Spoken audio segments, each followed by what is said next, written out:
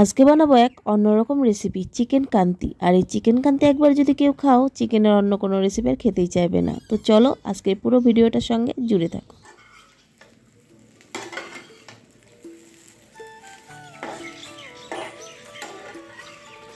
আজকে হচ্ছে গিয়ে বৃহস্পতিবার আর এখন ঘড়িতে বাজে সকাল 6টা। সকাল 6টা মানে এই যে টিফিন বানিয়ে নিচ্ছি স্কুলের জন্য, ডিম ঝুড়ি মানে ব্রেড দিয়ে ডিম ঝুড়ি বানিয়ে নিচ্ছি। তো টিফিনে ভরে দিলাম। আর হচ্ছে গিয়ে আজকে তো মামার স্কুল বন্ধ, ভোটে মানে এখানে ভোট আছে বলে তাই স্কুল বন্ধ। তো এখানে জল টিফিন রেডি করে দিয়ে দিলাম। আর এখানে আমি রেডি করে নিলাম আমাদের সকালের মানে ড্রিঙ্কটা, যেটা আমি আরও দুজনে মিলেই খাই। তো এটার মধ্যে কিন্তু অনেক কিছু আছে, জিরে থেকে আরম্ভ করে নিম পাতা বলছি, সরি মানে কি কারি পাতা।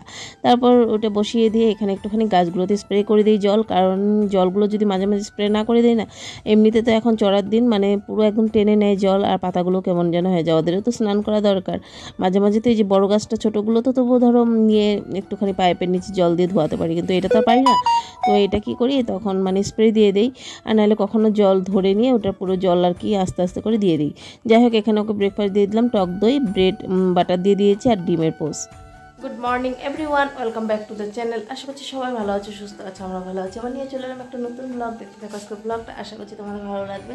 এখন বাজে ঘড়িতে এখনও 12টা বাজেনি, 10 মিনিট কম আছে, তাই বলে গুড মর্নিংটা বলতে পারলাম। আর হচ্ছে গিয়ে এখন কাজ করব সব কিছু মানে কিছু হয়নি এখনও, মানে এডিটিংটা কমপ্লিট হয়েছে। আর বিছনা আজকে সকালে উঠিয়েছি, এখন রান্না করে পরিষ্কার করে নিয়ে রান্না করবো। তো এটাই আজকে ব্লগটা দেখতে থাকো, আশা করছি তোমাদের ভালো লাগবে। আর আজকে একটা অন্যরকম একটা রেসিপি শেয়ার করবো, অবশ্যই এই রেসিপিটা তোমরা দেখো, আর এই রেসিপিটা অবশ্যই ট্রাই করো, দারুণ লাগে খেতে। তো চলো দেখতে থাকো। চলো তাহলে আজকে চিকেন কান্তি রেসিপিটা শুরু করা যাক। তো এখানে নিয়ে নিয়েছি দারচিনি, এলাচ নিয়েছি আমি 5টার মতো, নিয়ে নিচ্ছি শুকনো লঙ্কা 6টার মতো, তারপর নিয়ে নিয়েছি গোলমরিচ, নিয়ে নিয়েছি লবঙ্গ 3-4টে, আর নিয়ে নিয়েছি মৌরি। তো এগুলোকে আমি গরম করে ভেজে নেব।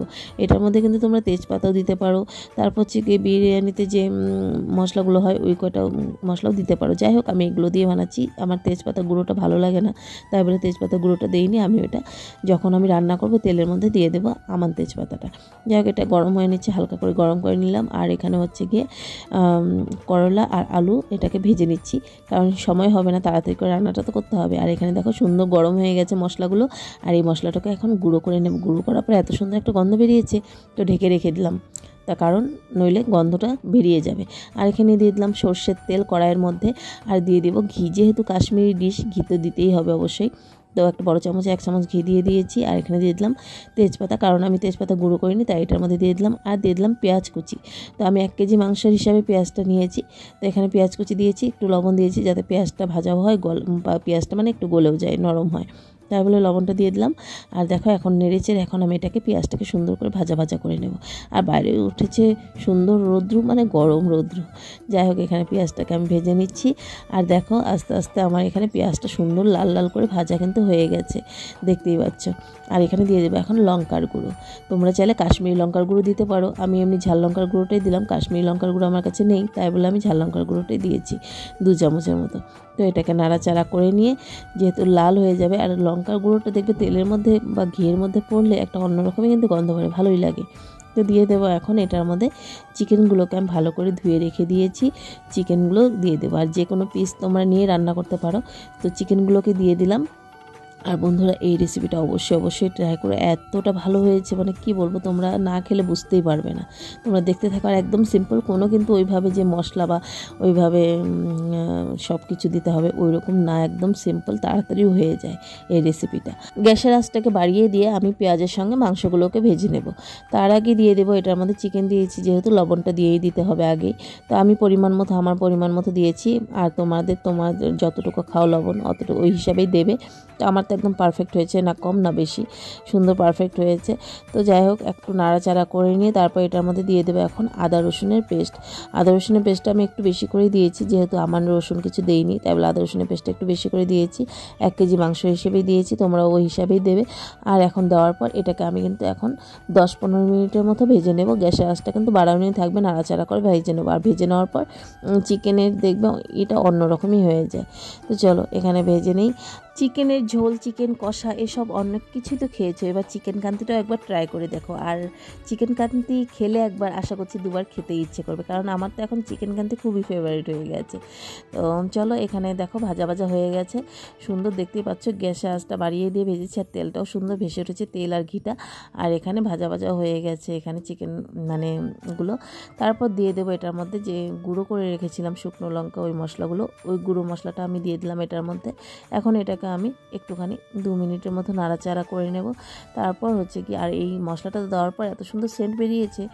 তো দেখো, এটা মশলাটা নাড়াচাড়া করে নিয়ে তারপর এটার মধ্যে দিয়ে দেবো আমি 1/2 কাপের মতো টক দই। তো দেখো, টক দইটা একটু বেশি করে দিতে হবে, তাহলেই ভালো লাগবে। টক দই দিয়ে দিলাম। আর টক দইটা দেওয়ার পর এত সুন্দর লাগছে দেখতে, মানে কি বলবো। আর গ্যাসের আঁচটা কিন্তু আমার বাড়ানোই আছে, যে নাকি টক দই দেওয়ার পর গ্যাসের আঁচ কমাতে হবে, কোনো কিছুই না। ফাটলেও কোনো ব্যাপার না, কিচ্ছু হবে না। আর আমার তো কোনো ফাটেও নি, কিচ্ছু হয়নি। সুন্দর দিয়ে দিলাম। আর এখন ভালো করে নাড়াচাড়া করে নেব। যেহেতু আমি গ্যাসের আঁচটা বাড়িয়ে দিয়ে মাংসগুলোকে আগে একটুখানি ভেজে নিয়েছিলাম, তো 10% সেদ্ধ তো হয়েই গেছিলো তখন। তো এখন আমি দইটা দেওয়ার পর এটাকে ভালো করে একটুখানি 2 মিনিটের মতো নাড়াচাড়া করে এটাকে আমি ঢেকে দেব, কারণ মাংসটা যতটুকু বাকি আছে ওটা সেদ্ধ হয়ে যাবে। আর দইটা দেওয়ার পর মানে মাংসটা এতটা সফট হয় আর সেদ্ধটা সুন্দর হয়ে যাবে। তো দেখো, এখানে এই যে এখন আমি ঢেকে দেবো। গ্যাসের আঁচটাকে আমি এখন মিডিয়াম করে দিলাম, কারণ চিকেন থেকে তো জল একটু উঠবে, আর মাঝে মাঝে নাড়াচাড়া করে কিন্তু কষিয়ে নিতে হবে। আমি কিন্তু অনেক কয়বার উঠিয়ে উঠিয়ে নাড়াচাড়া করে কষিয়ে নিয়েছি। তো দেখো, সুন্দর কিন্তু তেল ভেসে উঠেছে প্রায় কষানো হওয়ার মধ্যেই। আর একটুখানি হলেই আমার মানে কষানোটা একদম পুরো হয়ে যাবে। আর মাংসটাও দেখবো এখন সেদ্ধ হয়েছে কি না। তো মাংসটা পুরো সফট হয়ে মানে খেতেও এত ভালো লাগে, কোনো মানে শক্ত কিন্তু হয় না, একদম পুরো সফট দেখতেই পাচ্ছি। দেখো কত সুন্দর নরম হয়ে গেছে। আর এখন একটুখানি জল যেহেতু আছে, তাই আমি আরেকটু মানে ঢেকে দেবো। 2 মিনিট পর ঢাকনাটা উঠিয়ে নিলাম। আর দেখো, পুরো চিকেন কিন্তু কষে গেছে, সুন্দর ভেসে উঠেছে তেল আর ঘিটা। তারপর একটুখানি আমি সামান্য চিনি দিয়ে দিলাম। তোমরা চাইলে চিনি না দিলেও কিন্তু হবে, আমি দিয়েছি একটু স্বাদটা ব্যালেন্স হবে তাই বলে চিনি একটু দিয়েছি। তো না দিলেও, এই রেসিপিতে চিনি না দিলেও হয়, ঠিক আছে। তো দেখো, এখানে এখন আমি নাড়াচাড়া করে নিচ্ছি। আর কষানোটা দেখেই তো মনে হচ্ছে কি লোভ লাগছে কি না বলো, এত ভালো হয়েছিল। মানে এইভাবে খেতেও কিন্তু খুব ভালো লাগবে। আর ঝোল দিলে তো এটার ঝোলের তো স্বাদটাই মানে অন্যরকম। তো দেখো, সুন্দর পারফেক্ট হয়ে গেছে। আর এটার মধ্যে কিন্তু কোনো অন্য মশলা লাগেনি, না হলুদ না কিচ্ছু লাগেনি। তো দেখো, দিয়ে দিলাম পরিমাণ মতো জল। আর জলটা আমি আরেকটু দেবো, কারণ আমি এতটুকু ঝোল রাখবো। আর চিকেন কান্তিটা একটুখানি মানে একদম পাতলাও হবে না, একদম ঘনও হবে না।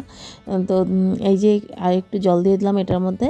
এখন আমি এটাকে নাড়াচাড়া মানে একটুখানি বলক উঠিয়ে নেব। তো চলো, বলক উঠতে থাক। আর কালারটা এত সুন্দর এসছে, মানে কি সুন্দর যে এসছে কালারটা, খুব ভালো লাগছে। জানি না মোবাইলে কতটা মানে ক্যামেরাতে বোঝা যাচ্ছে কি যাচ্ছে না, কালারটা খুব সুন্দর এসেছিলো। তো চলো, বলকটা উঠতে দেই। আর এখানে দেখো সুন্দর বলক উঠে গেছে। এখানে নিয়ে নিলাম কাচুরি মেথি। কাচুরি মেথি একটু বেশি করে দিতে হবে। তো দেখো, কাচুরি মেথিটা একটু বেশি করে দিয়ে দিলাম, কারণ দেওয়ার পর আমি আরও 5 মিনিট এটাকে বলক উঠিয়ে নেব। তারপর মানে হয়ে যাবে। কাচুরি মেথিটা দেওয়ার 5 মিনিট বলক উঠিয়ে নেব, তাহলে আমার চিকেন কান্তি রেসিপিটা রেডি। আর দেখো, একদমই কিন্তু সিম্পল, কোনো কিন্তু ওই রকম যে মাংসতে মানে চিকেনে যেগুলো মশলা লাগে ওই রকম কিন্তু কিচ্ছু লাগেনি। এইভাবে তোমরা অবশ্যই একবার চিকেন কান্তিটা ট্রাই করে দেখো, খেয়ে বলতেই হবে সত্যি অন্যরকম এক রেসিপি খেলাম, এটা বলতেই হবে। আর যে খাবে সে তো প্রশংসা করতেই হবে। খুব সুন্দর হয়েছে চিকেন কান্তির রেসিপি, আর খেতে তো দারুণ লাগে। তো দেখো, নামিয়ে নিলাম। আর কালারটা মানে কি বলবো, তোমরা দেখে বুঝতে পারছো, বলার কিছুই নেই। কালারটা মানে সুন্দর এসছে, আর খেতে তো মানে অসাধারণ হয়েছে। আমি এখন এডিট করছিলাম, এডিট করতে করতে মনে হচ্ছিলো যেন চিকেন কান্তিটা খেয়ে নিই। আর একদিন আনলে আমি আবার বানাবো চিকেন কান্তি রেসিপিটা। তোমরা অবশ্যই ট্রাই করো, আশা করছি তোমাদের কাছে এটা নতুন একটা রেসিপি হবে।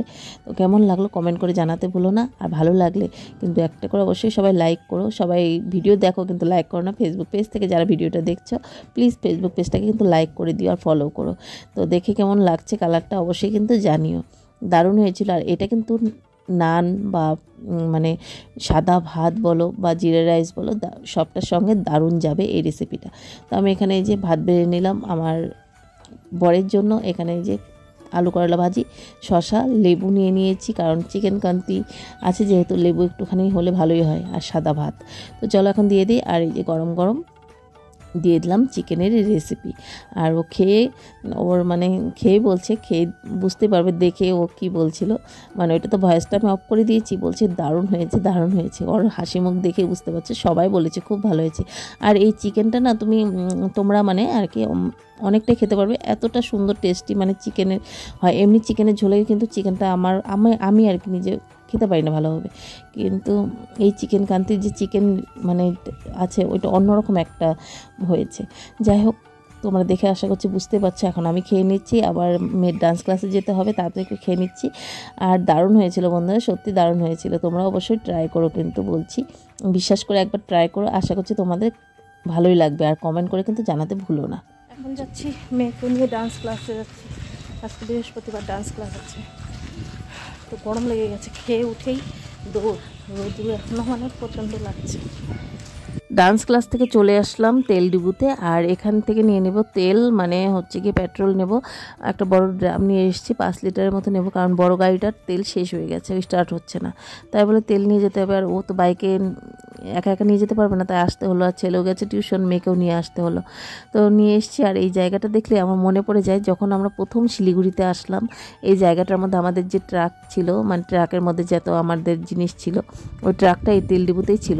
যখনই আসি আমার মনেই পড়ে, আর কোন সাইডে ট্রাকটা ছিল ওটা মনেই পড়ে। আর আমরা তো মানে অন্য জায়গায় চলে গেছিলাম, আর এই যে এই জায়গাটার মধ্যে ট্রাকটা ছিল আর কি, এই যে এই জায়গাটার মধ্যে। তো আসলে না মনে পড়ে। তো যারা যারা এখন আমার নতুন বন্ধু, যারা যারা ফেসবুক পেজ থেকেও দেখো নতুন বন্ধু, আমরা কিন্তু আমাদের বাড়ি কিন্তু আসাম, কিন্তু আমরা থাকি হচ্ছে গিয়ে শিলিগুড়িতে, কারণ বর এখানে সার্ভিস করে, হাজব্যান্ড এখানে সার্ভিস করে, তাই বলে এখানেই দেখি কয় বছর থাকা যায়। তো আর এখানে মেয়ে হচ্ছে গিয়ে দেখছে এটার মধ্যে কী আছে, তো আমিও মেয়ের সঙ্গে সঙ্গে গিয়ে দেখলাম কী আছে, দেখি এখানে অনেক বালি আছে। তো চলো, আজকে ভিডিওতে যদি ভালো লেগে থাকে একটা করে লাইক করো, কমেন্ট করো, চ্যানেলটাকে সাবস্ক্রাইব করো, পাশে থেকে আজকের মতো টাটা।